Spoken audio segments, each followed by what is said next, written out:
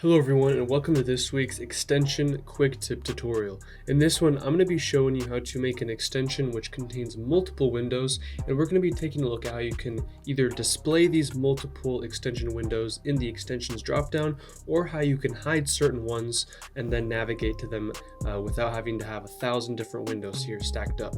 So I have connected one HTML file to both of my extension testings. And if I run either of the two extensions, you can see it's going to load the same HTML file. So we're going to be taking a quick look at how we can modify this in our manifest.xml file today. Before we get started with this video, I do want to remind you down below, hit subscribe and the bell icon to be notified of new videos coming out twice weekly in the channel. And down in the description, you can check out the code for this, the XML code that is, in the GitHub link. Make sure you follow us there for coding updates, and in the description, follow us on Instagram for other live updates. If you're not a member of our Discord server, you can come and join and get help with scripting, extensions, plugins, expressions, submit tutorial ideas, hang out with members. We've got a couple of members who are constantly helping out and asking great questions. And if you want to help support the channel financially and get cool perks, link for that is in the description. You can become a member, supporter, premium supporter, or VIP. Alright, so we're going to be using our extension testing extension example here to do this, which you can check out in the description in the GitHub link as well. It's on my main GitHub page where you can download this code and use this base code of our extension.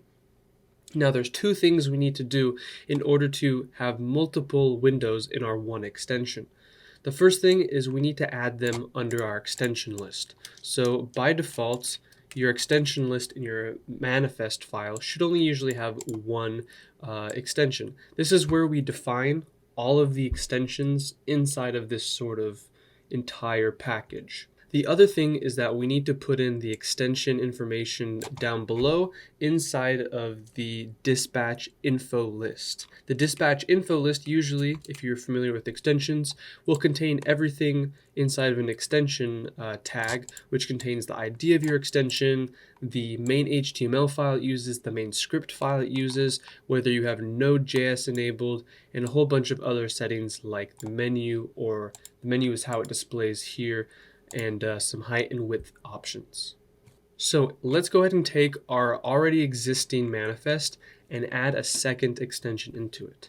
So the first thing we need to do is add another extension in our extension list. So I'm just going to copy and paste this one, and we can change the ID here to second testing panel. And then, of course, we need to now go down and add it inside of our dispatch info list. So if we want, we can maybe make this a little cleaner. So we have our extension here, which starts at extension and ends at the end extension tab. I'm going to go ahead and copy this entire bit of code. And now we can change the ID name to match what we changed up here. We have com.secondTestingPanel. That's going to be the name of the second extension. If you have a different HTML file you want to use, you can choose that from here. If you want to use a different JSX file for this specific extension, you can do that here as well. So this kind of allows you to have different extension modules which load different files and have different modularity properties. The main other thing we want to change here is the menu. We can go and call this extension number 2 maybe. And now if we save this, we do need to restart After Effects to view these changes. Anytime you make a change to your manifest file, you need to restart the application, just as a reminder. If you're adjusting the HTML, CSS, or JavaScript, you simply need to relaunch the extension. But if it's in the manifest file itself, you need to restart the application. So now if we go to Window Extensions, you can see we have Extension Testing, which is our main extension we already had established. And now we have extension number 2. Now, the last thing I want to discuss is, what if you have 100 different of these extensions and you don't want 100 things listed in your extensions panel? Well, there's a very simple fix for this. I'm going to go ahead and close After Effects, and all we're going to do is remove the line that is our menu. This is what gives it the name in that extensions dropdown. So if I just go ahead and comment this out and save it, this should make it so that the extension is still existing. However, it's not going to appear in that menu. So now if I go to Window Extensions, you can see now we just have extension testing. Where's the extension? Well, it still exists. We can use something like the ID to launch that extension. And I believe we can use the CS interface thing called request open extension in order to get the extension to open. So if I open up my main HTML for my file here, when we first launch this, I'm going to go ahead and say create a new CS interface is equal to new CS interface, and I'll say CS interface dot request open extension, and then we need to provide, I believe, this ID for our panel.